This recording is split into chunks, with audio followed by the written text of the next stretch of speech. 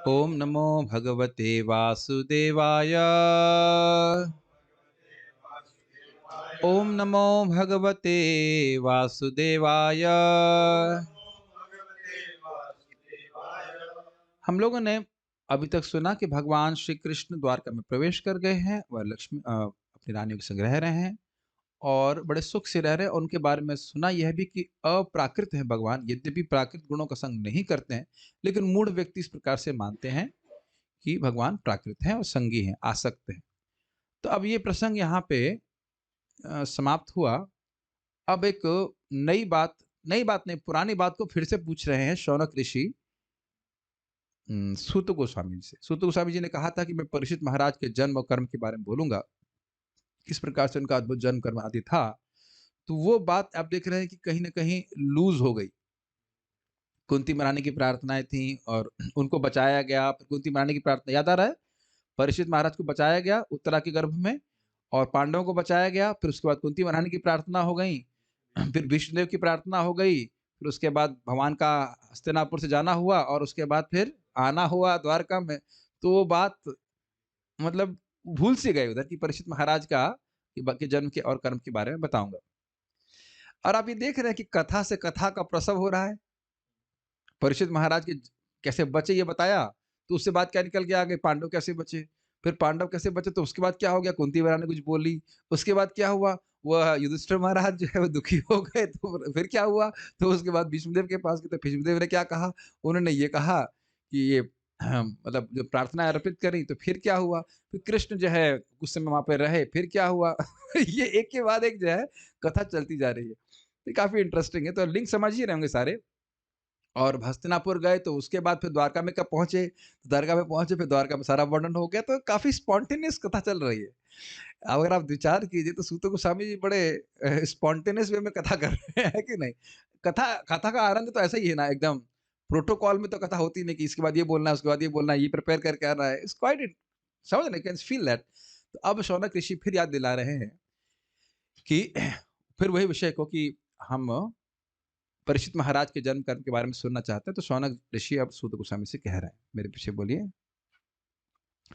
प्रथम स्कंद 12वां अध्याय पहला श्लोक। शौनक उवाच, नहीं चल रहा, ट्राई कीजिए। ये यहां से तो ऑफ नहीं है, ये ऑफ होगा तो उसको देखिए। हाई करंट है इसमें? नहीं नहीं, इसी के ऊपर ठीक है, ऐसे बोलिए, क्या कह सकते हैं। शौनक उवाच अश्वत्थान अश्वत्थामानोपसृष्टेन ब्रह्मशीर्ष्णोरुतेजसा उत्तराया हतो गर्भ ईशेना जीवितः पुनः। हाँ, बिना उसके अच्छा नहीं लगता। शौनक उवाच, ऑन नहीं किए। हाँ, शौनक उवाच शौनक उवाच अश्वत्थामानोपसृष्टेन अश्वत्थामानोपसृष्टेन ब्रह्मशीर्ष्णोरुतेजसा ब्रह्मशीर्ष्णोऽनुतेजसा उत्तराया हतो गर्भ उत्तराया हतो गर्भ ईशेना जीवितः पुनः। ईशेना जीविता पुनः। शौनक उवाच शौनक उवाच अश्वत्थामानोपसृष्टेन ब्रह्मशीर्ष्णोरुतेजसा अश्वत्थामा उपसृष्टेन ब्रह्मशीर्ष्णोर्तेजसा उत्तराया हतो गर्भ ईशेना जीवितः पुनः। उत्तराया हतो गर्भ ईशेना जीविता पुनः। ये एक कंट्रोवर्सी है, अभी कंट्रोवर्सी को एड्रेस करेंगे। चलिए। शौनक मुनि ने कहा, महाराज परीक्षित की माता उत्तरा का गर्भ अश्वत्थामा द्वारा छोड़े गए अत्यंत भयंकर तथा अजय ब्रह्मास्त्र द्वारा विनष्ट कर दिया गया, लेकिन परमेश्वर ने महाराज परीक्षित को बचा लिया। हाँ, अब मुझे पता था कि अभी कंट्रोवर्सी आ जाएगी। अब कहेंगे कि भाई हमने तो यह सुना है कि भगवान बचा लिए थे अपने क्या था शब्द वहां पे, अब स्वतेजसा, अपने तेज से भगवान ने ब्रह्मास्त्र को निरस्त कर दिया। तो यह क्यों कह रहे हैं कि परीक्षित को मार दिया। इस अनुवाद से, और मैं यही समझता भी था अभी तक, इस अनुवाद से ऐसा लग रहा है कि भगवान पहले ब्रह्मास्त्र मार दिया और फिर भगवान ने दोबारा जीवित कर दिया और यह उनके लिए कोई असंभव बात नहीं है। भई अघासुर में के पेट में जब उनके मतलब पार्षद चले गए थे, मित्र चले गए तो मर गए थे और भगवान दोबारा जीवित कर दिए। यहाँ कालिया का जल पीने से गाय मर गई थी और उनके ग्वाल बालक मर गए थे, फिर बछड़े मर गए थे, भगवान जीवित कर दिए। तो ये नहीं कहा जा रहा कि असंभव बात है। लेकिन 2 बातें कही जा रही इस कारण से कंट्रोवर्सी हो रही। क्या परीक्षित महाराज मर गए थे, उनको दोबारा जीवित किया या उनको बचा लिया? तो महाराज समझा रहे हैं इस बात में। महाराज अच्छा कमेंट कर रहे थे परम पूज्य राधा गोविंद महाराज की, देखिए ये कहने की शैली है। वो मारे नहीं गए थे, लेकिन अब मारने में कोई कसर नहीं छोड़ी थी इसलिए। ये आगे भी सुखदेव गोस्वामी कहते हैं कि पांडवों को धृतराष्ट्र ने जला दिया। अब जला तो नहीं दिया था, जले तो नहीं थे, लेकिन जलने में कोई कसर नहीं छोड़ी थी इसलिए बोल रहे हैं। समझ रहे हैं इस बात को? तो समन्वय ये है कि मारा नहीं था, लेकिन अब ऑलमोस्ट मार ही दिया, अब बच्चा क्या बचेगा उसमें। लेकिन इसलिए बोल रहे हैं कि मार दिया था, लेकिन उनको जिला दिया। Does it make sense? ये कभी दोबारा कोई पूछे तो इसको ऐसे ही उत्तर दीजिएगा कि कई बार लोग कन्फ्यूज़ हो जाते हैं कि एक तरफ बोल रहे हैं बचा लिया, उसको निरस्त कर दिया और दूसरी तरफ कह रहे हैं जिला दिया। ठीक है? ओके। इसके संस्कृत को देखिएगा। बहुत लोग शायद सोचेंगे कि हमें तो कोई कंट्रोवर्सी लगी नहीं, लेकिन वो कि ध्यान नहीं, मतलब नहीं पता इसलिए लगता है। शौनक वाचा अर्थात शौनक ऋषि ने कहा, अश्वत्थामा दिव्या अश्वत्थामान उपसृष्टेन, अश्वत्थामा के द्वारा उपसृष्ट या फेंका गया। देखिए, जिस सृष्ट का मतलब होता है सृष्टि करना, लेकिन उपसृष्ट मतलब अच्छे से सृष्टि करना, लेकिन सृष्टि का मतलब समझ गया, मारने के लिए फेंकना। क्या फेंका था उसने, क्या मारा था? ब्रह्मशीर्ष्णा, अर्थात जिसका ब्रह्मास्त्र। ठीक है। उरु तेजसा, उरु का मतलब क्या था? बड़ा। उरु क्रम में सुना था ना, उरु मतलब बहुत बड़ा और तेजसा मतलब जिसका तेज, जिसका शक्ति अत्यंत अधिक थी, जिसे काटना असंभव था। उत्तराया हतो गर्भ, जिससे उत्तरा का गर्भ समाप्त हो गया था। अब असमाप्त हो गया मतलब अब समाप्त होने में कोई कसर नहीं। ऐसे ईशेना, ईश के द्वारा, अर्थात भगवान श्री कृष्ण के द्वारा जीवित पुनः, वह पुनः जीवित हो गया। तो अब मानो कोई प्रश्न करे भाई पुनः कैसे जीवित हो गया, तो कहते हैं ईशेना। ईश का अर्थ ही हुआ सर्वसमर्थ, वो जो सब कुछ करने में समर्थ है। जो ईश बोल दिया तो अब इसमें क्या संशय करना है कि अगर मर भी गया हो तो दोबारा जीवित कर दिया। लेकिन आशा यही है कि मरे नहीं थे, भगवान रक्षा कर ली थी। और अभी आगे और क्लियर आएगा भी किस प्रकार से भगवान अंदर प्रवेश किए थे, उसकी रक्षा की थे इत्यादि। तो मरे नहीं थे। अन्वय मैं बोल दे रहा हूं, आप समझ गए होंगे। वैसे शौनक मुनि ने कहा, अश्वत्थामन उपसृष्टेना, अश्वत्थामा के द्वारा छोड़े गए ब्रह्मशीर्ष्ण, ब्रह्मास्त्र के उरु तेजसा, उच्च ताप से उत्तराया गर्भहतः, परीक्षित की माता उत्तरा का गर्भ नष्ट ही हो गया था, परंतु उसको पुनः अर्थात फिर से ईशेन अर्थात भगवान श्री कृष्ण के द्वारा आजीवित, जीवित कर देगा। तो बहुत इजी है, कोई खास कठिन नहीं समझने में। बस वही बात आपको ध्यान देने वाली थी। इसका लिंक सारा दर्शन में दे रहे हैं। 12 अध्याय मतलब 12वां अध्याय यह वर्णित करता है कि किस प्रकार राजा युधिष्ठिर ने परीक्षित का जन्मोत्सव मनाया। जब उनका जन्म हुआ तो अभी आप सुनेंगे, पंडित आए, उनके बारे में आगे बताया इत्यादि, तथा उनके भावी जीवन के विषय में ब्राह्मणों से सुना। स्पष्ट है, आप पढ़ते जाएंगे। किसी ने कदापि ऐसे भक्तिमत राजा के विषय में नहीं सुना था जिन्होंने गर्भ में ही भगवान कृष्ण का दर्शन कर लिया और कली को दंडित किया। और टीका में लिखा है काल को दंडित किया। देखिए, काल समझते हैं समय। अब समय, समय को कौन दंडित कर सकता है, जरा ये बता दीजिए। एक प्रैक्टिकली देखा जाए तो असंभव बात है। असंभव क्या, सोच ही नहीं पाए, काल को कैसे दंडित करेंगे? इतना कली का प्रभाव देख रहे हैं कि नहीं? कौन रोक पा रहा है, जरा बताइए। हम लोग जब देखिए कथा सुनते हैं तो उसको कुछ ग्रहण नहीं करते, लगता हाँ हाँ से कुछ। कली मूर्तिमान, कली काल स्वरूपी तो है ना, उसको भी दंडित करने की क्षमता थी। उसको रोक दिया था, कली प्रभाव नहीं दिखा रहा था। अब आगे देखेंगे, प्रभाव दिखा नहीं पा रहा था, ये समझिए। इतने शक्तिशाली परीक्षित महाराज थे। और ये भी हम हल्के में ले लेते हैं कि भाई हम हाँ, माँ के गर्भ में भगवान को देखा, ठीक है। हमने क्या देखा बताइए माँ के गर्भ में? और माँ के गर्भ के बाहर आने के बाद भी क्या क्या देखा है उसका वर्णन नहीं कर सकते। कितना विशेष बात होगी, साक्षात भगवान का दर्शन। महाराज कहते हैं उनकी मंगल आरती माँ के गर्भ में ही होगी। ये अमेजिंग है ना, उस पे आप थोड़ा मनन कीजिए, कितनी अमेजिंग बात है। भगवान साक्षात कहे तो कुछ आपको याद है कुरु तंतवये शब्द आया था कि कुरुवंश की मतलब वंशावली को आगे बनाए रखने के लिए और जान रहे हैं भगवान की शुद्ध भक्त हैं परीक्षित महाराज। इसलिए भगवान इतना उद्यम कर लिया, जो भी प्रयास कर, तो खैर भगवान के लिए कुछ नहीं था, लेकिन भगवान फिर भी उनकी इस प्रकार से रक्षा की। इस प्रकार से विशेष भगवान रक्षा कर रहे हैं तो कोई विशेष व्यक्ति ही होंगे ना, तभी तो कर रहे, नहीं तो क्यों करेंगे। तो इस प्रकार से इसका वर्णन उनका होगा। सूत गोस्वामी ने परीक्षित के जन्म के विषय में बताने का संकल्प किया था। पहले कौन से अध्याय में बोल रहा हूँ, 5वां अध्याय में था, नारद मुनि के चैप्टर के पहले पहले बोला था ना, पहले बोला था नारद मुनि के चैप्टर के पहले सूत गोस्वामी बोले थे, बोला था नारद जी, 3rd चैप्टर के अंत बोले थे। हाँ, सूत गोस्वामी ने परीक्षित के जन्म के विषय में बताने का संकल्प किया था, परंतु किस प्रकार द्रोण पुत्र के अस्त्र से गर्भ में परीक्षित की रक्षा हुई, माता कुंती की स्तुतियां, भीष्म देव का महाप्रयाण, भगवान की द्वारिका यात्रा तथा उसमें प्रवेश, तथा वहां षट्ट महिषियों मतलब 16,000 रानियों के 16,108 रानियों सहित श्री कृष्ण की रमण आदि मधुर कथाओं के माधुर्य में निमज्जित होकर परीक्षित के जन्म के विषय से विषयांतरित हो गए, मतलब विषय परिवर्तित हो गया, चेंज हो गया।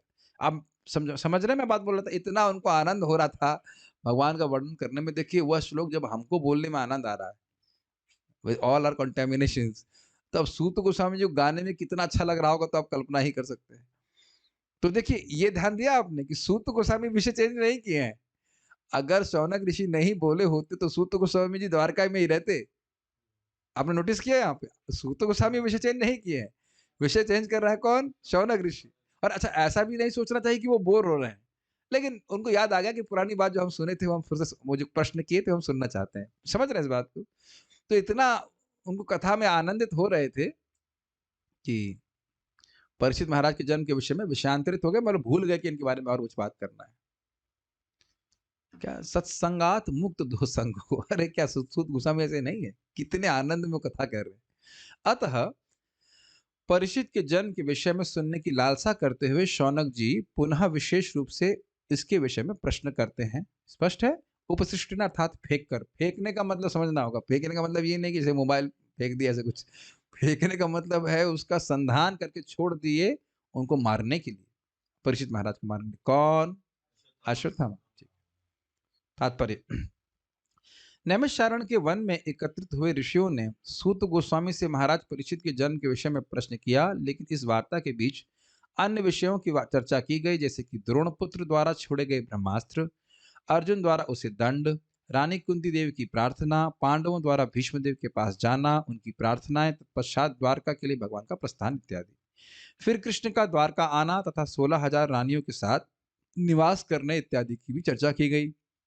सारे ऋषि मुनि इन विवरणों के सुनने में लीन थे, किंतु अब वे अपने मूल विषय पर लौटना चाह रहे थे। अतएव शौनक ऋषि ने इस तरह की जिज्ञासा की। इस तरह अश्वत्थामा द्वारा छोड़े गए ब्रह्मास्त्र की चर्चा फिर से आ गई। मुझे एक आप बात बता सकते हैं कि प्रभुपाद जी एकदम स्पष्ट यहाँ पे बता रहे हैं, कोई दिक्कत नहीं है। कितने लोग इस अध्याय को पहले पढ़ चुके हैं यहाँ पे? 4 आपने पढ़ा, कभी ध्यान दिए थे इस बात? ये नहीं कि प्रभुपाद जी नहीं दिए हैं, लेकिन यही आज मैं क्लास के पहले वक्त को समझा रहा था कि सबसे अच्छा तरीका पढ़ने का है साथ में आकर पढ़ना। क्योंकि देखो, आप ये समझिएगा कि मैं जो कुछ बोल रहा हूँ एक बात का दूसरी बात से लिंक है। जैसे अभी मैं बात कर रहा था कि जैसे हम लोग अभी आरबीआई के बॉन्ड्स के बारे में बात कर रहे हैं, अब एकदम से बात करेंगे ये आरबीआई का बॉन्ड कहाँ पे आ गया यहाँ पे, it will not make any sense, is it not. आप किसी से डायलॉग कुछ सुन रहे हैं, बात कर रहे हैं, उसका लिंक होता है, आप ये बात नोटिस करते हो, और उससे आपका इंटरेस्ट बनता है। अब मान लो मैं कर्णामित प्रभु से प्रसादम के बारे में बात कर रहा हूँ, एकदम से बात करूं कि वहां नल खराब है हमारे आश्रम का, तो ये कहाँ से बात आ गई?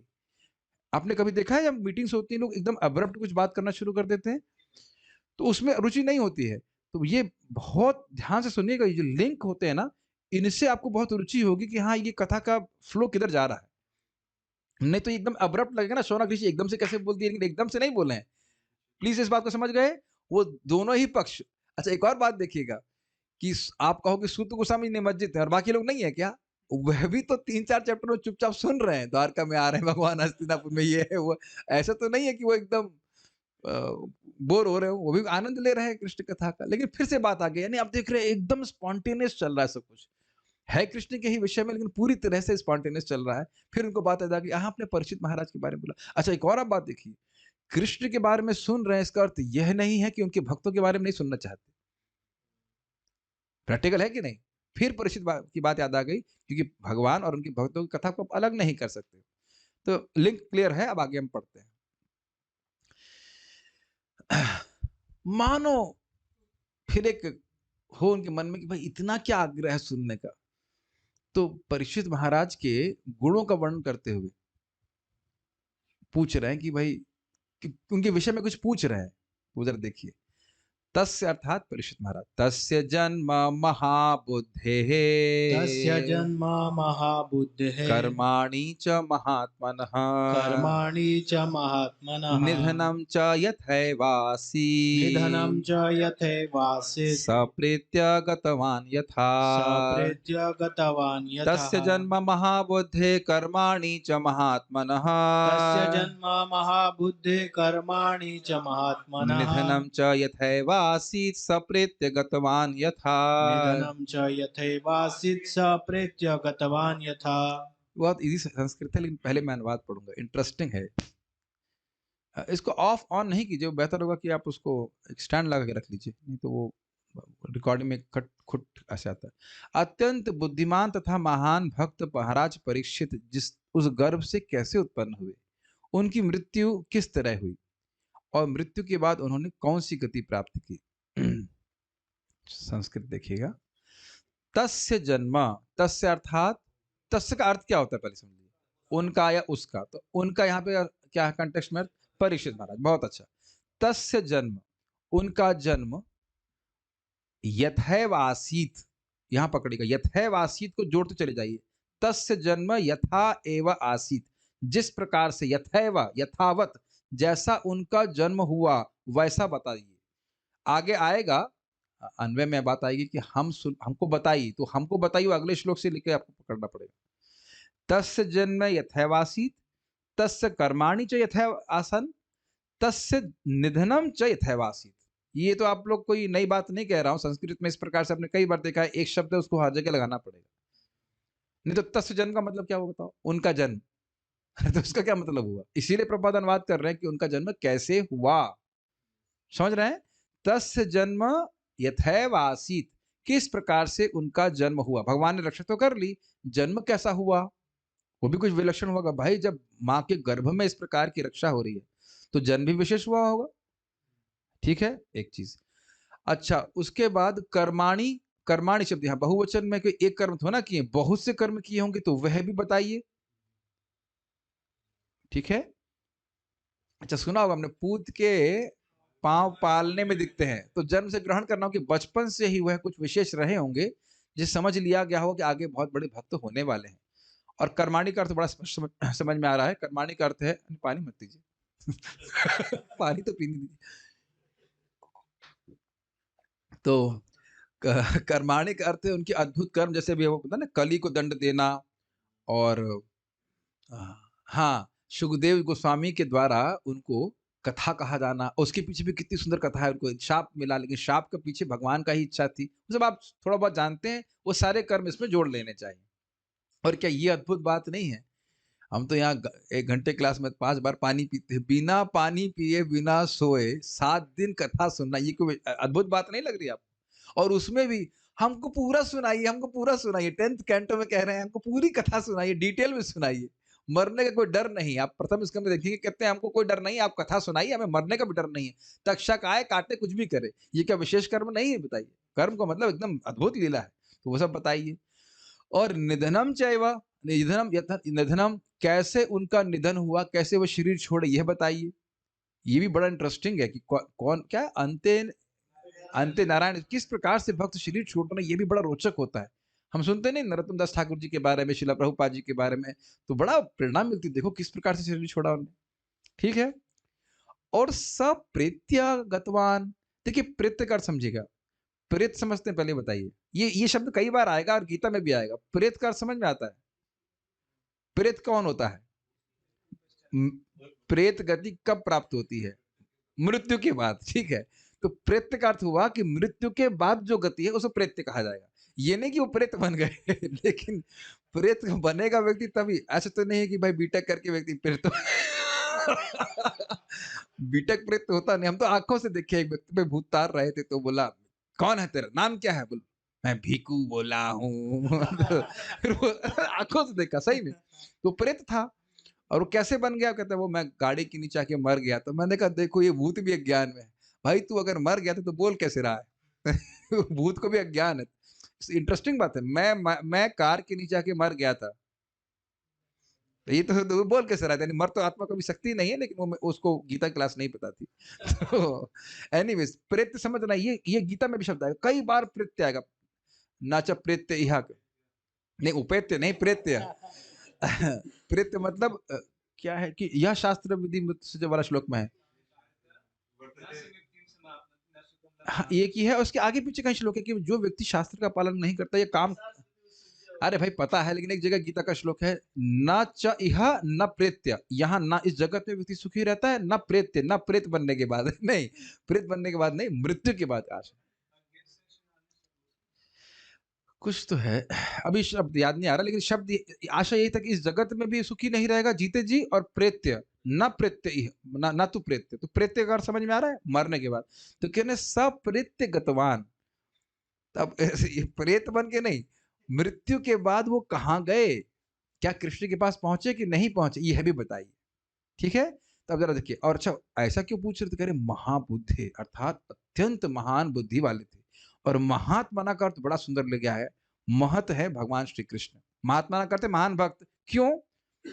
महत मतलब भगवान श्री कृष्ण, और आत्मन अर्थात मन, जिनका मन भगवान में ही रहता था, ऐसे महात्मा।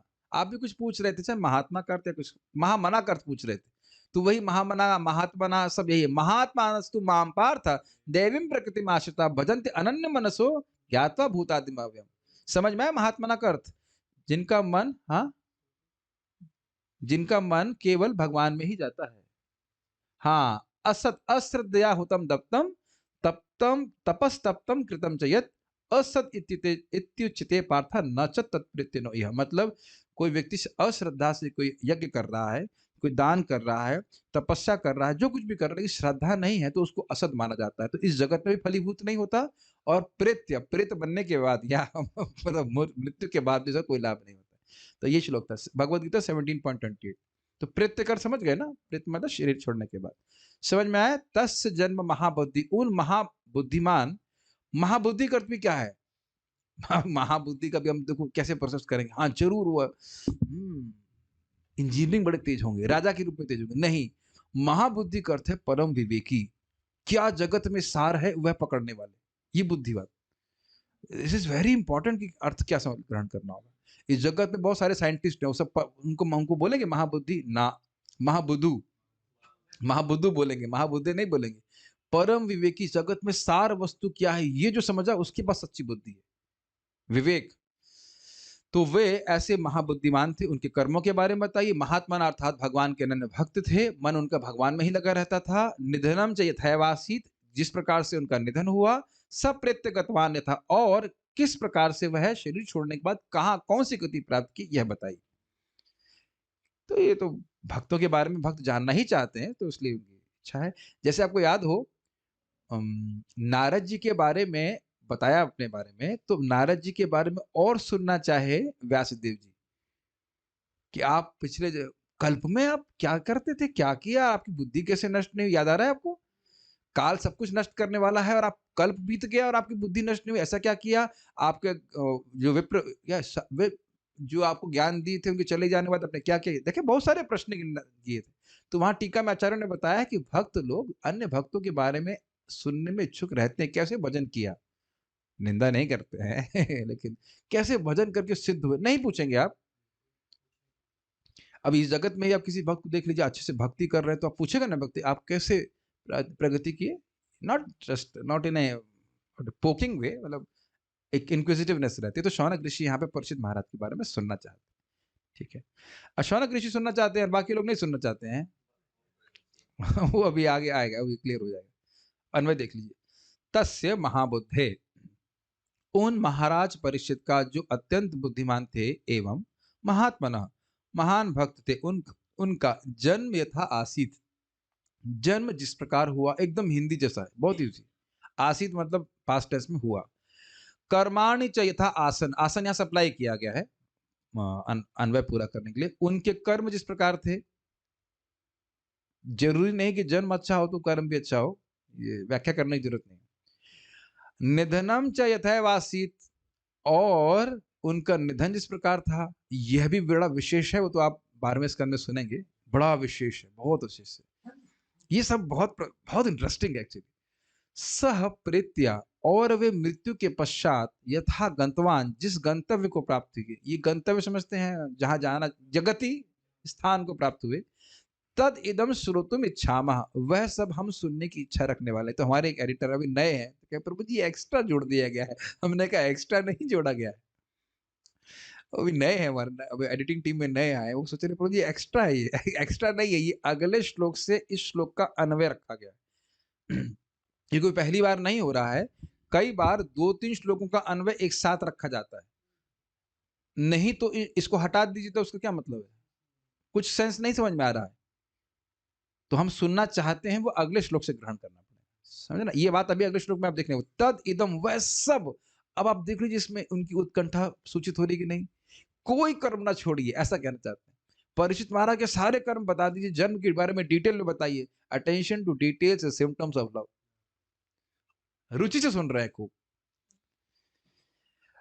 आप लोगों को भौतिक जगत में ऐसा कभी अनुभव हुआ है कि किसी व्यक्ति के जन्म और कर्म के बारे में सुनने में आपकी बहुत इच्छा हुई हो?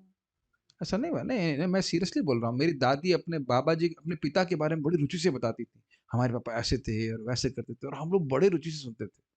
वही बात बार-बार बोलती, और ऐसा इतने ड्रामेटिक वे में बोलती, हमको बड़ा अच्छा लगता था। मैं सोचता काश मेरी दादी भागवत बोल रही होती तो कितना अच्छा होता। अनफॉर्चुनेटली देवी भागवत भी नहीं बोली, कुछ भी नहीं बोला उन्होंने। बट लोगों को जिससे प्रेम होता है उसे बड़े रुचि करके बोलते हैं, वो ये ऐसा कर रहा है, वैसा कर रहा है। और कोई भगवान के सामने क्या है, कोई कुछ भी नहीं। एनीवेज, तो ऐसा लोग करते हैं। ऐसा एक्चुअली ऐसा नहीं है। क्या आप लोग शिवाजी के बारे में नहीं सुने हैं? बहुत अच्छा लगता है भक्तों के बारे में, महान राजाओं के बारे में, अशोक के बारे में सब सुनने की इच्छा होती है। बड़े-बड़े आप लोग कभी नहीं किए सर? सुनते होंगे?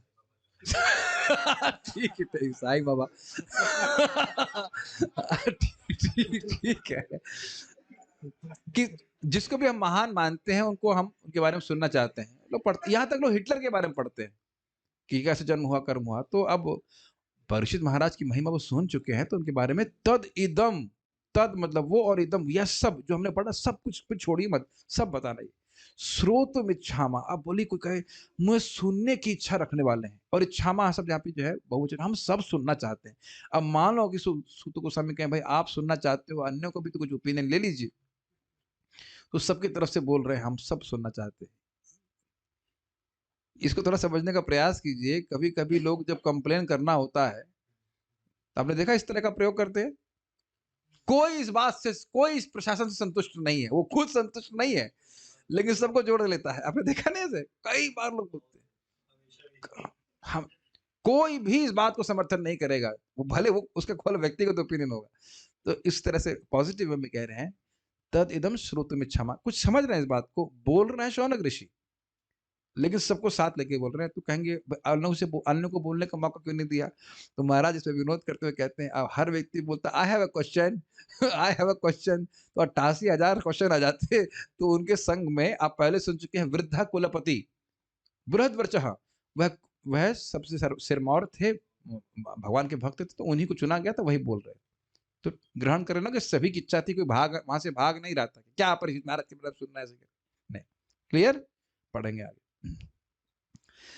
तात्पर्य, कम से कम महाराज परीक्षित के पुत्र के जीवन काल तक, पुत्र के जीवन, हाँ ठीक है ठीक है, कम से कम महाराज परीक्षित के पुत्र के जीवन काल तक हस्तिनापुर, अब दिल्ली का राजा, सारे विश्व का सम्राट होता था। इसका अर्थ है जनमेज्य के समय तक महाराज परीक्षित की रक्षा उनकी माता के गर्भ में भगवान द्वारा की जा चुकी थी। अतएव वे एक ब्राह्मण पुत्र के शाप से, अकाल मृत्यु से वे सॉरी 2 बार भी आग से निश्चित ही बचाए जा सकते थे। देखा प्रभुपाद कितनी सुंदर बात बोल रहे हैं? ध्यान दिया आपने? जिस व्यक्ति का जो व्यक्ति अत्यंत असहाय अवस्था में भगवान के द्वारा रक्षित था, माँ के गर्भ में कोई शक्ति होती है? नहीं होती है। तो जब वह स्वयं अत्यंत समर्थ अवस्था में है, यंग अवस्था में थे ना, आगे आप जानते हो उस पे शाप दिया गया था, तो क्या उस शाप का प्रतिकार भगवान के द्वारा नहीं कर सकते? भगवान क्यों नहीं बचा सकते थे बताइए? कितना सुंदर। तो ये देखिए ना कि जन्म तो उनका विशेष था ही, क्या उनका निधन विशेष नहीं हो गया? कि यद्यपि उनमें सामर्थ्य था और उनमें खुद में सामर्थ्य था और भगवान भी रक्षा करने वाले थे, फिर भी वह उसका प्रतिकार नहीं किए, ना भगवान प्रतिकार किए। क्योंकि उससे क्या विशेष प्रयोजन था? श्रीमद् भागवत का प्राकट्य होता। बहुत ध्यान से आपको प्रभुपाद जी के तात्पर्य को सुनना होगा। कितना सुंदर तरह से प्रभुपाद समझा रहे हैं। क्योंकि महाराज परीक्षित द्वारा राज्य संभालने के बाद ही कलयुग ने अपना कार्य करना शुरू कर दिया था, अतएव इसका जो पहला कुलक्षण प्रकट हुआ वह था इतने बुद्धिमान तथा भक्त राजा महाराज परीक्षित का शापित होना। एक बात समझिए इस बात, क्या परीक्षित महाराज की वजह से कलयुग शुरू हुआ? नहीं, कलयुग का टाइम आ गया तो अपना समय से शुरू हुआ। वह तो कलयुग को देखते ही रोक दिए। एक तो ये क्लियर हो जाना चाहिए। दूसरा बात, एक बहुत इंपॉर्टेंट देख रहे हैं आप, परम पूज्य राधानाथ महाराज इस बात को बोल रहे थे कि दिखा रहा है कि इस जगत में चाहे व्यक्ति कितना भी उत्कृष्ट हो, उससे एक क्षण में कभी भी कुछ भी छीना जा सकता है, वो सब कुछ छीना जा सकता है। ये बहुत बड़ी शिक्षा हमको प्राप्त हुई एक क्षण में। And don't be surprised, but एक आप बात जान रहे हो, the greatness of a person must be measured by his ability to tolerate provoking situation। कौन व्यक्ति कितना बड़ा महान है, कितना महान है, वह इस बात से आकलन करना चाहिए, किया ही जाता है कि वह अगर उसको उद्वेग दिया जाए तो वो कितना सहन कर पाता है। तो यहाँ विशेष रूप से आप परीक्षित महाराज के इस सहन शक्ति को देख रहे हैं कि नहीं? और डिटेल में आप देखेंगे कि शाप दिया गया 1 हफ्ते में मर जाओ। कौन है ये व्यक्ति? जो पूरे विश्व का राजा है। अच्छा चलो मान लो भाई औरंगजेब होता जैसे बुरा व्यक्ति होता तो जस्टिफाइड, एकदम निष्कलंक निष्पाप व्यक्ति, भगवान का महाभागवत भक्त, जाती हुई कि नहीं? कोई कंप्लेन किए? कोई कंप्लेन नहीं। देखिए हम भक्तों के लिए बहुत बड़ी शिक्षा प्राप्त हो रही है। इस जीवन में ऐसा हो ही नहीं सकता कि आपको कभी कोई शाप ना प्राप्त हो। क्या आप मुझे शाप दे रहे हो क्या? नहीं, ऐसा हो ही नहीं सकता कि आपको गाली ना पड़े। हाथ खड़ा कर दीजिए कि आज तक कभी कोई गाली नहीं पड़ी है, कोई अपमान नहीं हुआ है। Expect more and without any cause. Obviously Krishna is the cause of all causes लेकिन ये एकदम आप समझ लीजिए, कभी भी ऐसा नहीं होगा कि कभी कोई आपका अपमान नहीं करेगा। आपके जो आपको बिल्कुल नहीं अच्छा लगता उसको बिल्कुल नहीं करेगा, नहीं वही बिल्कुल वही करेगा जो आपको बिल्कुल अच्छा नहीं लगता। और ये परीक्षा ठाकुर जी कृष्ण स्वयं दे रहे हैं और इसमें हमें धीरे धीरे उत्तीर्ण होने का प्रयास करना होगा। मैं इसलिए बोलते हुए डर रहा हूँ क्योंकि ये जैसे बातें बोलता हूँ ना, तुरंत भगवान कुछ कहते हैं, अच्छा बेटा बहुत पढ़ा रहे थे तुम कितना पेपर को जानते हो, कुछ ऐसा परीक्षा जरूर ले लेंगे। लेकिन आनंद, और वो सब बहुत सिंपल, आप देखेंगे जैसे जैसे अब भक्ति करके आपका हृदय मृदु होता जाएगा, आप रिएक्ट नहीं करेंगे, you don't feel affected by that. मैं अब इस स्तर पे नहीं हूँ, मुझे बुरा मत बोलना प्लीज, ये मत बोलना कि मेरा क्लास बहुत खराब है, मुझे पता है बहुत अच्छा क्लास नहीं है, but don't say like this, मुझे बहुत बुरा लगता है ठीक है, you can say the points. हर किसी को खराब लगता है, किसी क्लास को बुरा बोलेंगे तो बहुत खराब लगता है। एनीवेज, तो हम खाली बात कर रहे थे कि ये होगा, होगा पक्की बात है, ठीक है। तो उस समय आप क्या करोगे? तो ये भागवत सुनने से व्यक्ति को विवेक तो कम से कम रहता है कि भाई परीक्षित महाराज की तरफ से कोई शाप नहीं दे रहा है ना कि 7 दिन में मर जाओ। अच्छा मान लो दे भी रहा है तो काम तो नहीं कर रहा ना कम से कम कि भाई यार तुम मर जाओ, तो हम लोग मर जाएंगे ऐसा तो नहीं हो रहा है ना। उनके केस में तो हो ही रहा था। और हाँ, समझ रहे ना, और मान लो बिना गलती के 2-4 कोई गाली दे भी दिए तो क्या फर्क पड़ रहा है? तो ये दोनों चीज लेके चलिए, हरि नाम और हरि कथा, तो बड़ा हम आसानी से जीवन बिता सकते हैं। यानी परिस्थितियां बाहर नहीं चेंज होंगी, लेकिन कथा सुनेंगे तो आपका विवेक कम से कम रहेगा, मुझे कैसे बर्ताव करना चाहिए। या फिर नहीं कर पा रहे तो कम से कम ये रहेगा कि मैं वैष्णव बना नहीं वो असली वैष्णव ने तो ऐसा किया। ये बहुत अच्छा डिस्कशन है, सब आगे जाकर के बहुत अच्छी-अच्छी बातें आपसे सीखने को मिलेंगी। ठीक है, तो मैं खाली ये बोल रहा था कि उनका निधन भी बहुत विशेष था, जैसे यहाँ पे हुआ। बिना कारण के 1 हफ्ते मरने का उनको नोटिस आ गया। राजा तो असहाय नागरिकों का रक्षक होता है और उन सबका कल्याण, शांति तथा संपन्नता उसी पर निर्भर रहती है। दुर्भाग्यवश पतित कलयुग के बहकावे में आकर एक अभागे ब्राह्मण पुत्र द्वारा निर्दोष महाराज परीक्षित को लांछित कराया गया और इस तरह राजा को 7 दिनों में अपनी मृत्यु के लिए तैयार होना था। और बाद में जब उनके पिता को मालूम चला तो समझ गए कि हमारे बेटे के द्वारा बहुत बड़ा अपराध हुआ। जो नहीं जानते वो समझ नहीं पा रहे हैं, लेकिन आगे आप क्लियर हो जाएगा क्या हुआ था। महाराज परीक्षित विष्णु द्वारा रक्षा किए जाने के लिए विशेष रूप से विख्यात है। बताइए क्या नाम है? विष्णुरात। विष्णुरात। अतएव जब एक ब्राह्मण पुत्र ने उन्हें वृथा ही शाप दे डाला, तब भी यदि वे चाहते तो अपनी रक्षा के लिए भगवान की कृपा का आह्वान कर सकते थे, किंतु शुद्ध भक्त होने के कारण उन्हें ऐसा नहीं करना चाहा। शुद्ध भक्त कभी भी भगवान से अनावश्यक कृपा याचना नहीं करता, और हमारे से दिक्कत ये, हम तो शुद्ध भक्त है नहीं। कुछ नए लोग ज्वाइन करते हैं, प्रभु जी कल बोर्ड एग्जाम है, आप हमारे लिए भगवान से प्रार्थना करना। हमने कहा बोर्ड एग्जाम और यहाँ तक तो आज एक व्यक्ति प्रार्थना करे कि प्रभु जी 8 लाख, उफ, नाम नहीं लेता, समझ जाएंगे क्या बोल रहा हूँ, लेकिन हमारी सैलरी इतनी है, अब तिगुनी हो जाए, आप कुछ वहां से प्रार्थना करना, हम जल्दी से ना। अरे भाई, ये सब प्रार्थना साधुओं से नहीं करानी चाहिए। हमारा बच्चा पास हो जाए, हमारा शादी हो जाए, या ये हो जाए, इस तरह का आशीर्वाद तो क्या बताइए, मूर्खतापूर्ण बात है, ये सब नहीं करना चाहिए। हाँ, ये कोई कहे कि हमारी भक्ति बढ़े, प्रार्थना कीजिए, ये सब नहीं करना चाहिए। शुद्ध भक्त कभी भी भगवान से अनावश्यक कृपा याचना नहीं करता। जरा बता सकते हैं, मन कीजिए क्यों? क्या भगवान को नहीं पता है मेरे लिए क्या जरूरी है? अच्छा, यहाँ शब्द क्या कह रहे हैं? अनावश्यक। क्या ये कह रहे हैं कि कृपा याचना ही नहीं करता? बहुत ध्यान से सुनना। देखो, एक चीज को ना एक अभी होने में समय नहीं लगता। ये नहीं बोल रहे कृपा याचना नहीं करता, कृपा याचना ही करता रहता है। हरे कृष्णा कृष्णा कृष्णा हरे हरे, हरे राम राम राम हरे। हे वक्त, हे कृष्ण, हमको माया से बचाइए, हम निरंतर आपकी सेवा में लग रहे हैं। यही तो प्रार्थना निरंतर भक्त करते रहते हैं, और क्या करना बताइए।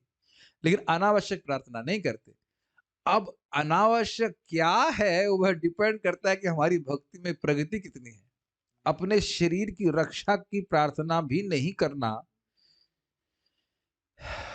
उसकी भी आवश्यकता नहीं समझना, ये भक्ति के अत्यंत उच्च स्तर को द्योतित करता है, सूचित करता है। हम लोगों को अब मानो बीमार हो जाए तो कर सकते हैं प्रार्थना, भगवान जल्दी ठीक कर दे, जुकाम हो गया, कृष्ण बलराम जुकाम हो गया, जल्दी ठीक करो, मैं जब नहीं कर पा रहा, क्योंकि वाकई हम भजन नहीं कर पाएंगे। लेकिन भाव स्तर तक के बाद तो उनके प्रेमी है, अब शरीर के ही कोई मतलब ही नहीं है। अब मैं नहीं समझ रहा हूँ, यहाँ तो कोई व्यक्ति प्रार्थना किया हो कि मेरी मोटरसाइकिल का क्या कहते हैं उसको, साइड स्टैंड खराब हो गया, कृष्ण बलराम सहायता कीजिए। कोई क्या है, रेज हैंड्स? नहीं। ये भगवान मेरा पेन टूट गया है, कुछ कीजिए आप। तो अब इतने अगर डिटैच हो गए शरीर से, तो फिर तो कोई जरूरत नहीं। अभी तो हम लोग प्रभावित हो जाते, तो अगर आप बीमार हैं तो कोई बात नहीं, वहां से प्रार्थना कर सकते हैं, भगवान जल्दी से ठीक कर दीजिए, हम भक्ति कर पाए, that is also good. But ये इनका अद्भुत लगी, शरीर छोड़ा जा रहा है, राज्य छोड़ा जा रहा है, कोई प्रार्थना नहीं कर रहे। मुझे स्मरण आ रहा है, परीक्षित महाराज कहते हैं कि जो कुछ भी होना है अभी हो जाए, ताकि मेरे वंश पे कोई इसका नुकसान नहीं है। मैंने ब्राह्मणों का अपराध कर दिया, या यही बोलते हैं कि जो कुछ होना अभी हो जाए, मुझे कोई दिक्कत नहीं है, लेकिन मेरे वंश का, मतलब जो आगे भक्त हैं, उन भक्त लोग आएंगे, उन पे कुछ ना हो। बहुत अच्छे हैं। आप लोग जब परीक्षित महाराज के बारे में सुन रहे हैं ऐसा, तो कभी लगता नहीं कि कभी शाश्वत काल में उनसे मिलने का मौका मिले? आप लोग सोचते नहीं है? ये बात समझिएगा कि चैतन्य चरितामृत पढ़ेंगे, 500 साल पहले पांडु और सारे पांडव महाप्रभु की लीला में भी आए थे। अब सुन ही चुके हैं कि भीष्म पितामह भी भगवान की लीला में कहीं होंगे अभी। तो मन करता है ना ऐसे भक्तों से कभी मिलने से, कुंती महारानी से कभी मिलने को मौका मिले, सुभद्रा माता जी से, या माता और क्या नाम है, अर्जुन से। मुझे तो अर्जुन से मिलने का बड़ा मन करता है। अर्जुन और युधिष्ठिर और भीम तो पक्का है ना। भीम तो मैंने सुना अभी भी वहां है ना, व्यासदेव जी के पास ना, कहाँ सुनते हैं, क्या नाम है उनका, मध्वाचार्य जी, तो भीम के अवतार। ऑब्वियसली सब बातें जो व्यक्ति नास्तिक हो, तो पागलपने की लगेगी, लेकिन we know that life is eternal. महाराज परीक्षित को ज्ञात था और अन्य लोगों को भी पता था कि ब्राह्मण पुत्र द्वारा दिया गया शाप अवैध है, किंतु वे उसका प्रतिकार करना नहीं चाहते थे, क्योंकि वे यह भी जानते थे कि कलयुग का शुभारंभ हो चुका है और इस युग का पहला लक्षण भी अत्यंत प्रतिभावान ब्राह्मण जाति के पतन के साथ प्रकट हो चुका है। मतलब ये भगवान की इच्छा से ही हो रहा है, इसको प्रतिकार करने की जरूरत नहीं। वे काल प्रभा के मार्ग में बाधक नहीं बनना चाह रहे थे, अपितु वे खुशी खुशी और उचित ढंग से मृत्यु वरण करने के लिए तैयार थे। और क्या था, कैसे परीक्षित महाराज ने मृत्यु को प्राप्त किया, ये सभी भक्तों के लिए उदाहरण प्रस्तुत हो जाएगा। तैयारी कैसे करनी है, ये नहीं सोचना चाहिए कि मृत्यु कभी आएगी ही नहीं, लेकिन मृत्यु को कैसे स्वीकार करना है ये परीक्षित महाराज दिखाए। वे भाग्यशाली थे कि मृत्यु के लिए तैयारी करने के लिए उन्हें कम से कम 7 दिन का समय मिला था। 7 मिनट भी हमारे पास है कि नहीं, ये संदेह है, और लोग बड़ी प्लानिंग में लगे। हम तो देखिए ना कैसे हमारे भक्त का शरीर छूट गया 15-20 मिनट के अंदर। हम जानते हैं भक्त की पत्नी थी इस प्रकार से। अतएव उन्होंने इस समय का सदुपयोग परम संत तथा भगवत भक्त सुखदेव गोस्वामी के सानिध्य में किया। ये सही में बता रहे, हम सब लोगों में बड़ा घोर अज्ञान है। कथा को छोड़ करके, भगवान की भक्ति छोड़ करके व्यक्ति किन किन चीजों को इकट्ठा करने में लगा है, जिससे ना तो सुख प्राप्त हो रहा है और ना कोई गारंटी है कि आप मरोगे नहीं। और ये प्रभुपाद जी शब्द है ना, preacher of Krishna consciousness is always beyond the clutches of death. That is the advantage of controlling the urge to speak. ये शब्द है प्रभुपाद जी। आप कृष्ण के बारे में बात कर रहे हैं, तो जितना समय कृष्ण के बारे में बात किया, मृत्यु से दूर है। यही वाणी, केवल वाणी के वेग को आपने कंट्रोल कर लिया, तो इतना बड़ा लाभ है। चलिए, तो ये सब बातें समझ में आए। तो ये सब इस प्रकार से प्रभुपाद ने समझाया कि कैसे उनकी सब जन्म कर्म विलक्षण थे, उसको सुनना चाहते थे। तो अब हाँ,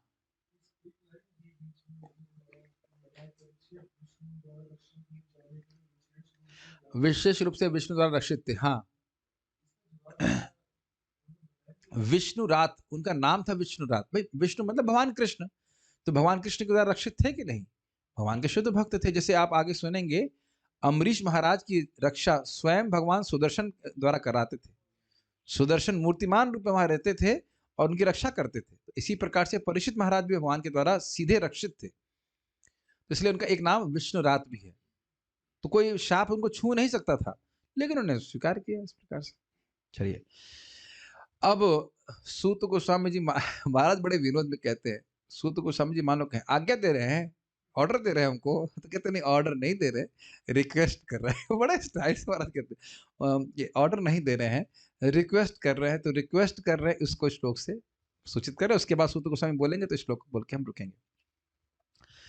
तद इदं श्रोतुमिच्छामो, तदिदं श्रोतुमिच्छामो, गदितं यदि मन्यसे, गदितुं यदि मन्यसे, ब्रूहि नः श्रद्धधानाना, ब्रूहि नः श्रद्धधानाना, यस्य ज्ञानम् अदात्सुकः, यस्य ज्ञानम् अदात्सुकः।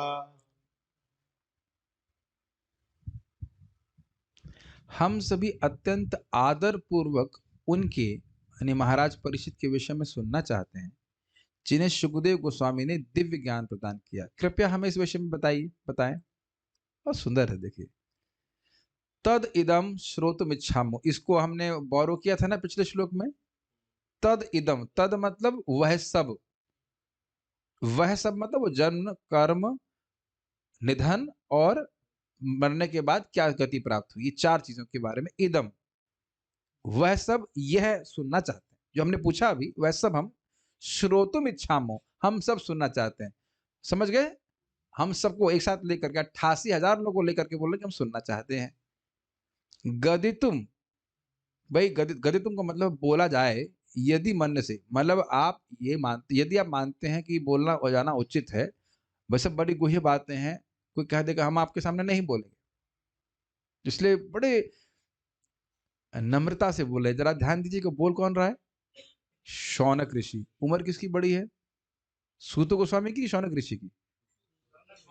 शौनक ऋषि की। इतने वृद्ध हैं और नीचे बैठ करके सूत गोस्वामी से सुन रहे हैं, जबकि सूत गोस्वामी जी एक तो उम्र में कम है और ब्राह्मण भी नहीं है, क्या जाति से प्रतिलोम कहते हैं, क्या अनुलोम, या जो भी उनका जन्म है, हर तरह से। लेकिन भक्ति में बढ़े हुए हैं, लेकिन पूछ रहे हैं गदितम यदि मन से, गदितम यदि आप इसका व्याख्यान करना उचित समझते हैं, मतलब समझते हैं कि हम लोग सुन सकते हैं, तो आप बताइए।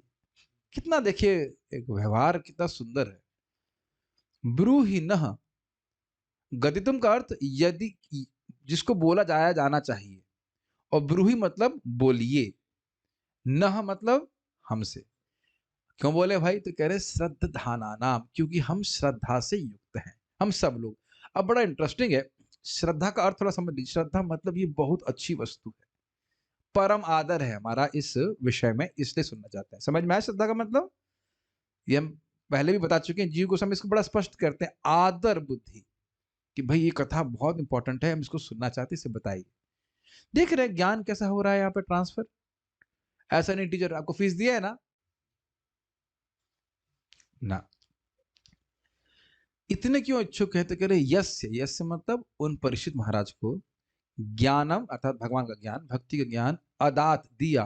किसने दिया? सुखदेव। अरे सुखदेव गोस्वामी, ये पहले भी प्रश्न आ चुका है भाई, जो कोई बोलते ही नहीं थे, कहीं 10-15 मिनट से अधिक रुकते नहीं थे, वो 18,000 श्लोक कैसे बोले और रुके कैसे? तो यानी कि विशेष कोई परीक्षित महाराज बहुत विशेष व्यक्ति होंगे, तभी सुखदेव गोस्वामी को ज्ञान दिए। ये लाइन से क्लियर हो रहा है लास्ट लाइन, कि इसमें कोई संदेह नहीं कि मुक्त हुए, लेकिन सुखदेव गोस्वामी उनको चुने बोलने के लिए, तो मतलब बहुत उच्च कोटि के पात्र होंगे, इसलिए सुखदेव गोस्वामी बोले। एक शब्द का कितना महत्व है कि नहीं? सुखदेव गोस्वामी ने उनको भगवान का ज्ञान दिया, अर्थ यही है कि वो अत्यंत अत्यंत महान व्यक्ति थे, तभी तो बोले थे। और पिछले श्लोक से ग्रहण करना होगा, महात्मनः परम विवेकी, महात्मना और महाबुद्धि वाले थे, तो वह भी और कुछ नहीं सुनना चाह रहे थे, और ये भी तो थे, प्लस सुखदेव गोस्वामी उनको ज्ञान दी, तो ये जो बात होगी अत्यंत उत्कृष्ट हुई होगी, ये कहने का आशय। इसलिए हम सुनना चाहते हैं। ये कारण बता रहे हैं कि हम क्यों श्रद्धावान हैं। समझ में आया? सुखदेव गोस्वामी परीक्षित महाराज को बोले हैं जब वो शरीर छोड़ने वाले हैं, और वो व्यक्ति परम विवेकी है, वो कृष्ण के अलावा कुछ स्वीकार नहीं करने वाले हैं, तो जरूर वो वार्ता बहुत ही उत्कृष्ट होगी, इसलिए हमारी श्रद्धा है। अब कुछ समझ में आ रहा है? अन्वय देखिए, यस्य अर्थात जिन परीक्षित महाराज को ज्ञानम दिव्य ज्ञान, शुक अर्थात श्री सुखदेव गोस्वामी ने अदात्म प्रदान किया था, तद इदम उनके विषय में यह सब हम, किनके विषय में? परीक्षित महाराज के। श्रोतुम इच्छामः, सुनने की सभी इच्छा कर रहे हैं। क्लियर आ गया? बहुवचन मतलब सभी लोग इच्छा कर रहे हैं। ये भी होता है, आप कभी प्रवचन करेंगे, मान लो 2-3 लोग तो रुचि ले रहे हो, और बाकी लोग मुंह बना रहे हो, अनमनस्क हो रहे हैं, तो फिर भी कथा करने का मन नहीं होता। कथा is very personal, is very personal. एक व्यक्ति वैसे मुंह बनाए ना, ऐसे क्यों आए क्या ऐसे, और कभी कभी ऐसे लोग एकदम सामने हो जाते हैं, नहीं आप लोग नहीं, आप तो रुचि से ले रहे हैं, आंख से मालूम चल जाता है कि व्यक्ति रुचि ले रहा है, या ऐसा लग रहा है कि पनिशमेंट है उसका, तो उसको बहुत दिक्कत है। इसीलिए पता जब कोई ज्वाइन कर रहा है ना, मैं कहता तुम आकर 15-20 दिन चेक कर लो, पहले इस्तेमाल करें फिर विश्वास करें कि भाई यहाँ क्या हो रहा है, क्योंकि जिंदगी में अब यही करेंगे। कथा आपको अच्छी लगती है तो ठीक है, और नहीं अच्छी लगती तो भाई हमको क्षमा करो, हम डांटना नहीं चाहते आपको। जहाँ पूरा दुनिया में खुला है आश्रम, किसी आश्रम चले जाइए। We want to simply have Krishna कथा, कृष्ण नाम, भगवान का प्रसाद, सब व्यवस्था हो गई, करना में तो प्रसाद दे रहे हैं, कथा कुछ हो रही है, जाप करने के लिए तो माला है, भक्तों का संग, ऐसे जीवन काटना है। We don't miss anything. I don't miss anything. तो बहुत अच्छा था। आप सभी इच्छा कर रहे हैं, हम सभी इच्छा कर रहे हैं। यदि गदितुम, यदि आप वर्णन करना उचित मन्य से मानते हैं, इसको कुछ आशय समझ रहे हैं। बहुत सारी बात है कृष्ण भावना में भी, कोई नया व्यक्ति पूछेगा आप उसको नहीं बताएंगे। मान लो कोई एकदम नया आया, पूछिए आलंबन और उद्दीपन क्या है? भाई गीता का पहले से तो श्लोक पढ़ता है, गीता पढ़ो, है कि नहीं? अब एकदम से कोई उज्जवल नीलमणि से कुछ पूछेगा तो आप कहेंगे भाई नहीं, पहले तो गीता पढ़ो, बेसिक बुक्स पढ़ो, है कि नहीं? तो उचित है कि नहीं बोलना, यह बहुत बड़ी बात है, नहीं तो वक्ता नहीं बोलेगा।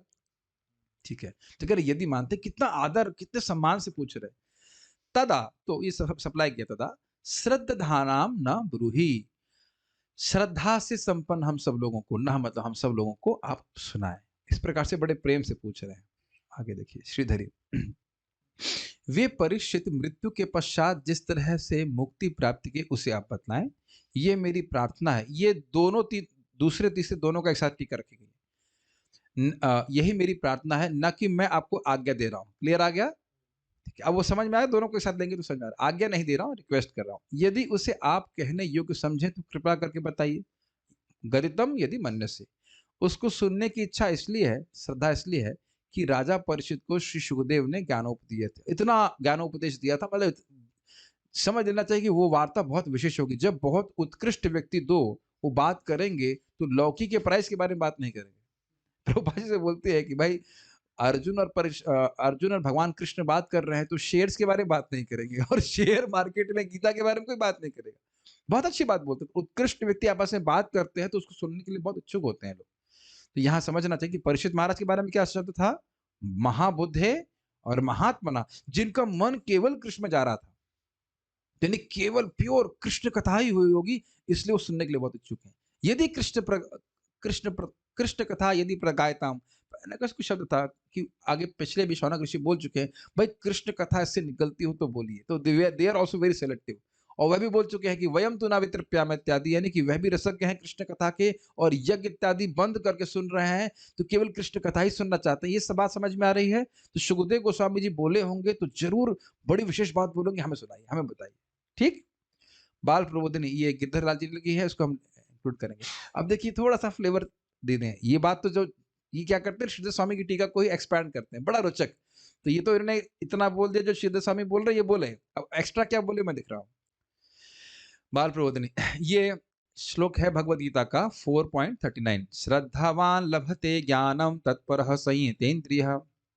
जो श्रद्धालु दिव्य ज्ञान में समर्पित है, मतलब जिसका दिव्य ज्ञान में अत्यंत आदर भाव है, और जिसने इंद्रियों को वश में कर लिया है, वह इस ज्ञान को प्राप्त करने का अधिकारी है, भगवान के ज्ञान को।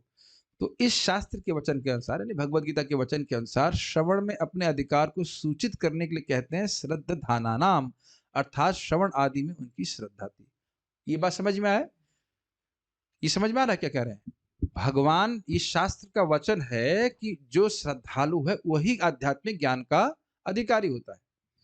अरे किसी भी ज्ञान का अधिकारी श्रद्धालु ही होता है। बीटेक के बिना श्रद्धा के कर लिए बताइए?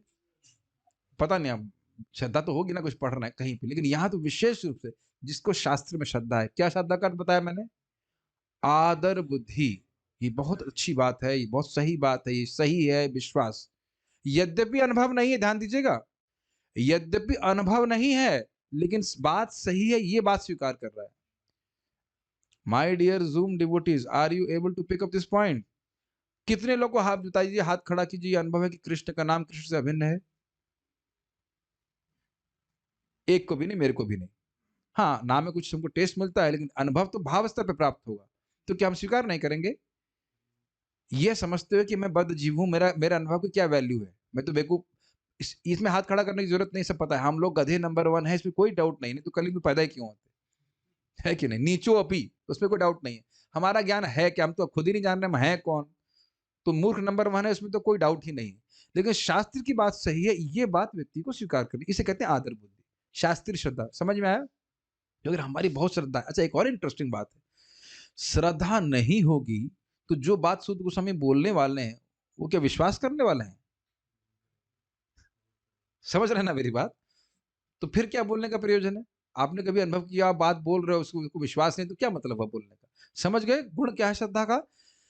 और श्रद्धा भी है, और जिसकी इंद्रियां संयमित है, वह जो बात बोली जाएगी तब वो समझ पाएगा। ये बहुत बड़ा विज्ञान है। एक भक्त मुझे बोले, अभी वो अच्छे से भक्ति कर रहे हैं, कह रहे हैं प्रभु जी, now I can relate to what you are speaking. शुरुआत में व्यक्ति सुनता है जगत दुख का घर है, उसके लगता है नहीं मेरे लिए तो नहीं है, वो साधु है ना, ये फ्रस्टू होगा इसलिए है, जगत में कुछ कर नहीं पाए इसलिए है, वो उसके लिए दुखी है इसलिए है। नहीं, धीरे धीरे समझ में आता है कि नहीं, इंद्रिय तृप्ति के द्वारा हम सुखी नहीं हो रहे। पहले सुनता है व्यक्ति लेकिन धारण नहीं कर पाता। अब अपने जीवन में देख रहे होंगे, नहीं नहीं ऐसा नहीं हमारे संग तो पक्का हम सुखी हो जाएंगे। लेकिन जब करता रहता है, भागवत सुनता रहता है, तब उसको बात दिखने लगती है कि नहीं? तो दोनों बातें, ये तो खैर अपने आप में एक चैप्टर होगा, एक श्लोक होगा, ये इसको पढ़ाएंगे संडे, बड़ा सुंदर श्लोक है, श्रद्धावान लभते ज्ञानम तत्पर, और उसी में लगा हुआ इस ज्ञान को प्राप्त करने में। इंद्रिय विषय में तो श्रद्धावान भी, लेकिन भागवत पढ़े ही नहीं, कभी क्लास में आए नहीं, तो कैसे चलेगा। तो इत्यादि इत्यादि, बहुत सुंदर श्लोक है, बहुत सुंदर श्लोक है। Maybe even Sunday we can do like this separately, कैसे ज्ञान प्राप्त करेगा। तो यहाँ पे इस प्रकार से श्रद्धा, श्रद्धा समझ में आ गया, बहुत विश्वास था कि हम, ये बहुत अच्छी वस्तु है। न केवल शौनक जी की श्रद्धा थी, अपितु वहां उपस्थित सभी की थी। इस आशय से बहुवचन का प्रयोग कर रहे हैं, श्रद्धानानाम और इच्छामोह, दोनों ही बहुवचन में। यहाँ बहुवचन का प्रयोग अपने प्रति आदर बुद्धि में नहीं हो रहा है। आपने देखा होगा, हम लोग बोलते हैं हम वहां गए थे हम प्रसाद देने गए थे, हमने ये किया, हमने वो किया, तो हम वहां पे एक वचन में प्रयोग हो रहा है। लेकिन यहाँ ऐसा नहीं प्रयोग है, यहाँ बहुवचन में प्रयोग है, हम सब लोग सुनना चाहते हैं। जन्मादि के श्रवण में श्रद्धा के हेतु को सूचित करते हुए कहते हैं महाबुद्धि अर्थात परम विवेकी। ये समझ में आया कि क्यों जन्म के बारे में सुनना चाहते हैं। दूसरे श्लोक में पूछा गया तो कह रहे हैं कि महाबुद्धि परम विवेकी, राजा होते हुए भी सदा ही वह कृष्ण की भक्ति में लगे रहते, जरूर उनका चरित्र श्रवण करने योग्य। ठीक है, विवेक का मतलब समझ गए, सार असार का को छांट करके सार को ग्रहण करने वाला व्यक्ति, उसका भी हेतु देते हुए कहते हैं महात्मा नाम। मतलब वह महाबुद्धिमान क्यों थे, तो कह रहे महात्मा नाम। परम विवेकी क्यों थे, महात्मा नाम। ये कैसे जानते हो, अर्थात महत अर्थात श्री कृष्ण में ही जिनकी आत्मा अर्थात मन था, ऐसे परीक्षित महाराज। अच्छा, ये बात तो आप समझ ही रहे हैं, परीक्षित शब्द से बात सूचित हो रही कि नहीं। क्या अर्थ है इसका, जो गर्भ से प्रकट होने के बाद परीक्षा करते कि वो व्यक्ति जिसका दर्शन मुझे माँ के गर्भ में हो, तो वो कौन है, वो कहाँ है, वो ढूंढता रहता।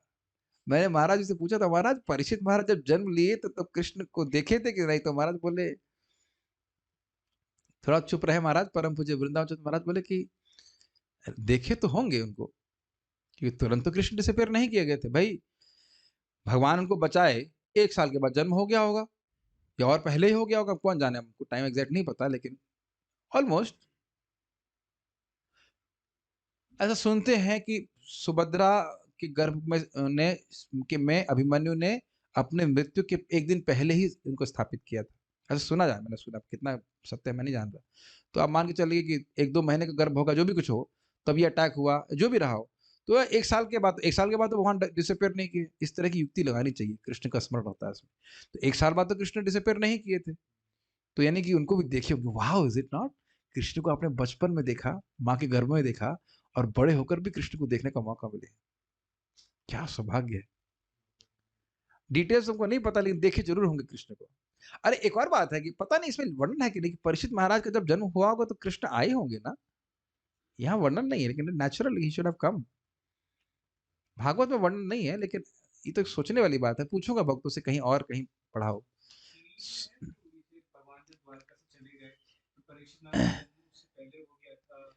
द्वारिका से चले गए थे परीक्षित महाराज, नहीं तब परीक्षित महाराज जब नहीं हुआ था, ना ना ना ना ना ना।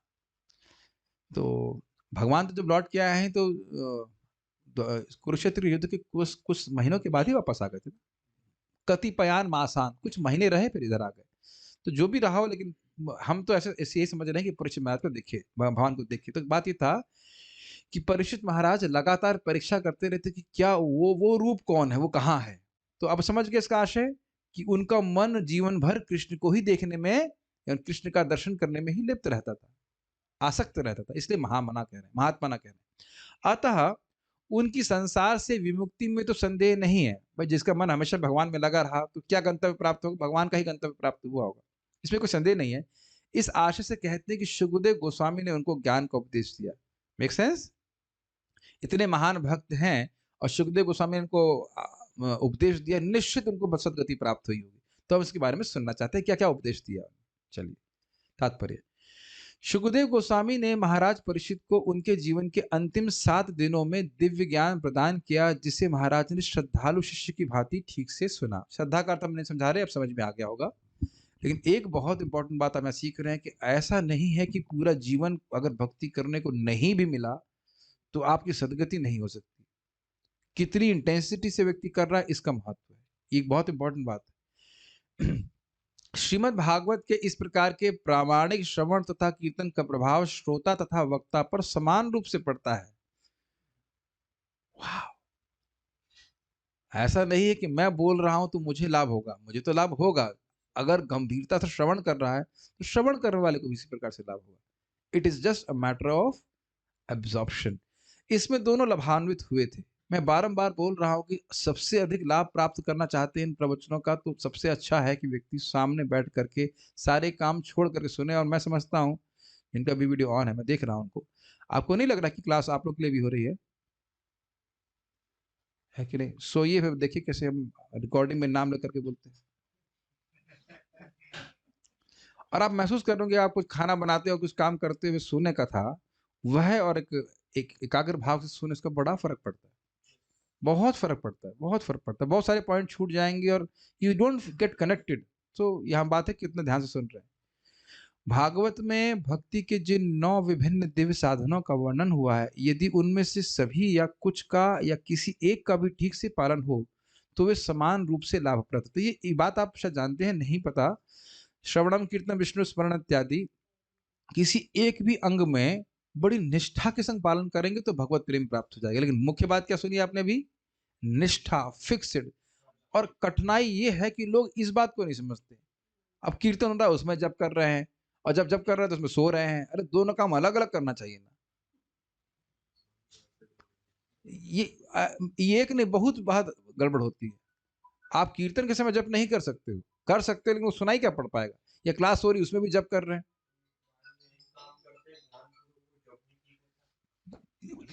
The way you do one thing is the way you do everything, है कि नहीं? आप जब अगर गंभीरता से करेंगे तो कथा भी ध्यान से सुनेंगे, नहीं तो वो सब चलता रहता है। वो सोचते हैं कि कहीं तुक्का लग जाए, कहीं कुछ तो कहीं लग जाए ऐसे करके।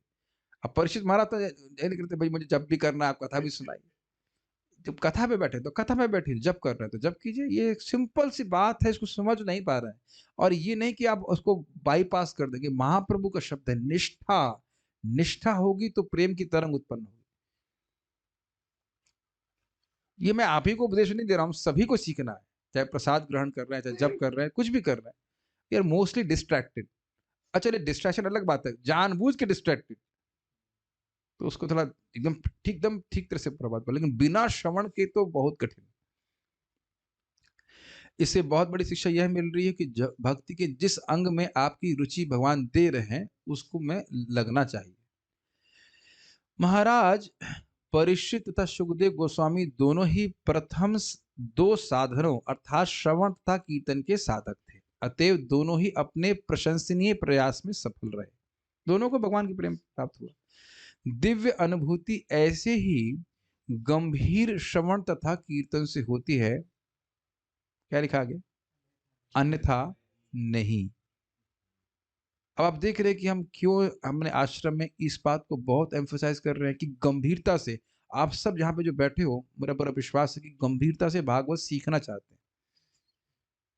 इट्स नॉट कि मैं सुना मैं आश्रम इंचार्ज हूं, मैं निकाल दूंगा या ऐसा कुछ ऐसा कर दूंगा। नहीं, I don't want that kind of thing. मतलब इसमें कोई गंभीर, मतलब विषय वस्तु को जानने की इच्छा जैसे यहाँ पे है वह होना चाहिए। और मैं भी जितना मेरा सामर्थ्य है समझाने का प्रयास करता हूँ। Make sense to you? और तभी व्यक्ति को समझ पाएगा, तभी उसे कुछ आनंद भी आएगा, है ना? क्या आपने अनुभव किया? थोड़ा समझने का प्रयास कीजिए। कहीं कहीं हम किसी मीटिंग में जबरदस्ती बैठे होते हैं, सुनते हुए भी हम नहीं सुन रहे होते हैं, आपने देखा है? और पूछ लें भाई कि क्यों आए, क्या बात हुई, आपको कुछ भी रजिस्टर नहीं करोगे। ये देखिए, स्पेशली मटेरियल भागवत सुनने लग जाते हैं तो मटेरियल चीजों में तो ऐसे ही होता है, वो बोल रहे हैं। मेरा अनुभव है इस प्रकार से। मेरे एक रिश्तेदार थे, वो शेयर्स के बारे में बड़े उत्साह से बता रहे थे। हमारी कोई श्रद्धा नहीं थी, मुझे कुछ याद ही नहीं कि क्या बोले, वो क्या बोले कुछ भी याद नहीं। ये अनुभव आप देखे हैं? तो ऐसे करके भागवत कितना भी सुन ले मुझे कुछ नहीं होगा। और ये मैं कई बार बोल चुका हूँ, फिर यहाँ प्रसंग में बोल रहा हूँ। एक व्यक्ति में मिला, जानते हैं कितनी बार बोल चुके, 35 भागवत सप्ताह करा चुके हैं और फिर भी उनको डाउट था। अभी भी रिसर्च चल रही थी भगवान कौन है। Quite interesting. आप में से किसी को डाउट तो नहीं ना भगवान कौन है? प्लीज रेज योर हैंड ताकि मैं आपको नाम लेके डांट सकूं। कोई कोई डाउट नहीं।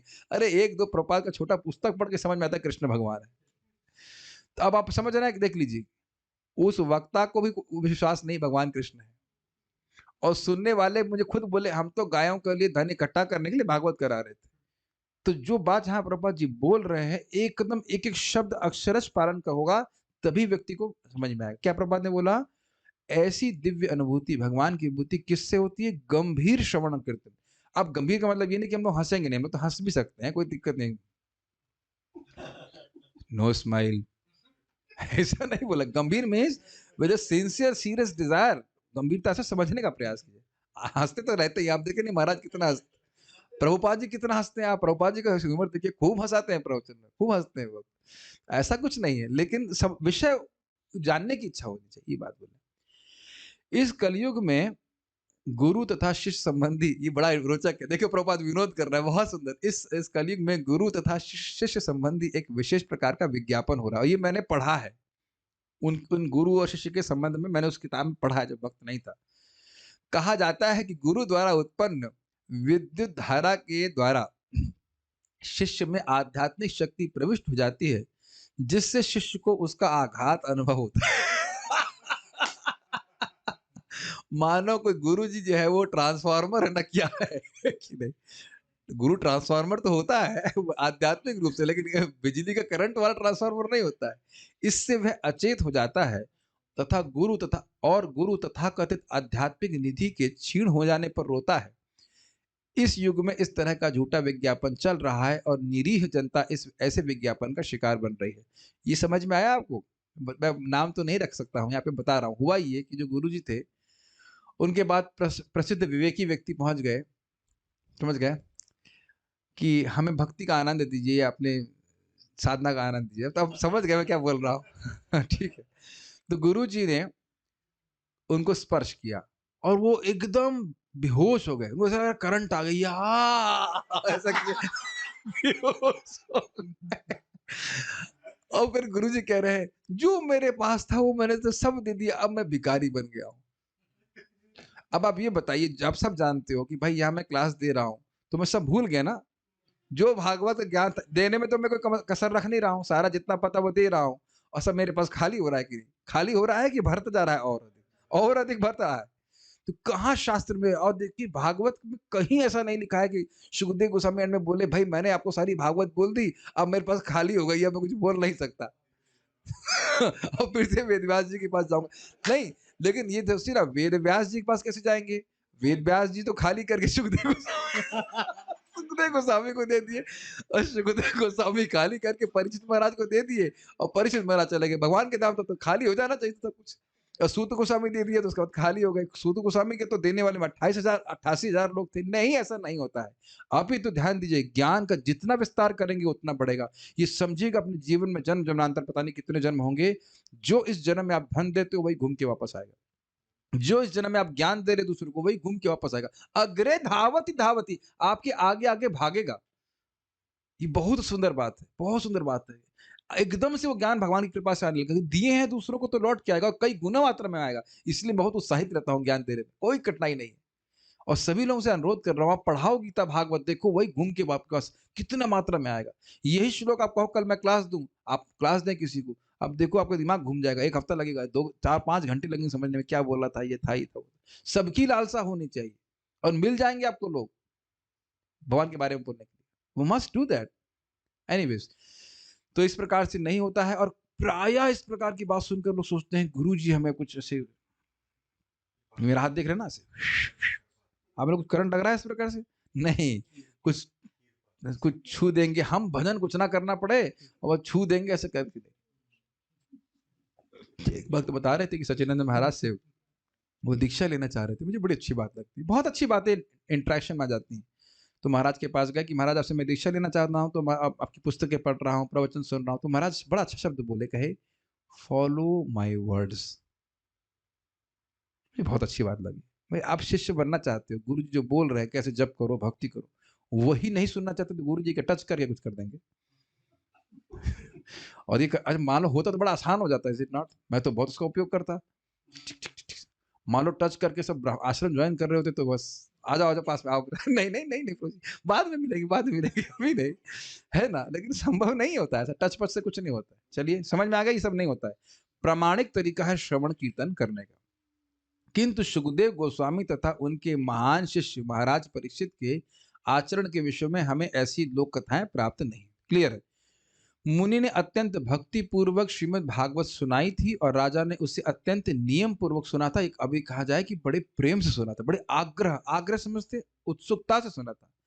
राजा ने ना तो अपने गुरु से किसी प्रकार की विद्युत धारा के आघात का अनुभव किया और ना ही अपने गुरु से ज्ञान प्राप्त करते समय वे अचेत हुए थे। प्रेम विकार के कारण हो गए वो एक अलग बात है, लेकिन करंट के द्वारा नहीं होता, ठीक है, बिजली के द्वारा अचेत नहीं हुए। अतएव लोगों को चाहिए कि वे वैदिक ज्ञान के निठल्ले प्रतिनिधियों द्वारा किए जा रहे इस प्रकार के अप्रामाणिक विज्ञापनों के काव्य में ना आए। स्पष्ट है, समझ गए ना। तो नैमिषारण्य के ऋषि मुनि महाराज परीक्षित के विषय में अत्यंत आदर पूर्वक श्रवण कर रहे थे, क्योंकि उन्होंने गंभीर श्रवण द्वारा सुखदेव गोस्वामी से ज्ञान प्राप्त किया। ठीक है। दिव्य ज्ञान प्राप्त करने का एकमात्र साधन यह है कि उसे प्रामाणिक गुरु से गंभीर श्रवण द्वारा ग्रहण किया जाए। और गंभीरता का एक बहुत इंपॉर्टेंट बात है, नहीं समझ में आए तो पूछ लेना चाहिए। आप देखो, कभी कभी मैं भक्त को डांट देता हूँ, मतलब प्रेम से डांट देता हूँ, क्या ये बोल रहे हो। ऐसा नहीं कि परंपरा मुझको प्राप्त नहीं होती है। मैं कभी महाराज जी से बड़ी सिंसियरली पूछता हूँ, महाराज जी तुम अपना बोल रहा है कि शास्त्र की बात बोल रहा है गधाराम, ऐसा करके महाराज बोलते बड़े प्रेम से, गधाराम हम पब्लिक में नहीं पूछते, लेकिन गधाराम तुम यह क्यों पूछ रहा है ऐसे करके, शास्त्र की बात चेंज कर दे रहा है, क्या है श्लोक जरा देखो। तो डांटते हैं लेकिन फिर समझा देते हैं उस बात। गलत नहीं समझ के रखिए, अपनी अंडरस्टैंडिंग को क्लियर करने में कोई कठिनाई नहीं है। डांट तो परीक्षित महाराज को भी पड़ी थी, सुखदेव गोस्वामी बीच में बोले थे, बात समझ रहे हैं। लेकिन अगर आप चुपचाप एकदम से ना सांप सूंघ गया चुपचाप रह जाएं और जो नहीं समझ में आ रहा है और कुछ और समझ करके बैठे रहे, तो वही बोलेंगे आगे जाकर, और हो सकता है वो जहर हो जाए। जहर का मतलब कुछ सोच रहे हैं कुछ और, मतलब समझा कुछ और कुछ और बोल दिया, तो सामने वाला और परेशान हो जाएगा। पूछ लेने में क्या कठिनाई है, समझ रहे हैं इस बात को। गंभीरता मतलब नहीं समझ में आता, पूछिए क्या दिक्कत है। उसके लिए आश्चर्यजनक प्रभावों को उत्पन्न करने हेतु न तो किसी चिकित्सीय कर्तव्य की और न ही योग के चमत्कार की आवश्यकता है। ये समझ में आ रहा है। ये तो इतना ज्यादा प्रेवलेंट है कि आप कल्पना नहीं कर सकते। हमारा एक मित्र था, बहुत अच्छा व्यक्ति था, बोला हमारे गुरुजी की फोटो से भभूत निकलती है। अब मैं तो अब बोलूंगा भाई भभूत निकलती है और तेरे दिमाग में भर जाती है दिमाग में भभूत ही भरी हुई। अरे भभूत निकलने से तुम क्या ब्रह्मभूत हो जाओगे, उसे क्या हो जाएगा बताइए। बहुत दुख होता है कि कलयुग में इस प्रकार से लोग क्या स्वीकार करते हैं, भभूत निकल रही बताइए उससे, उसी से गुरुजी मान लेते हैं है कि नहीं।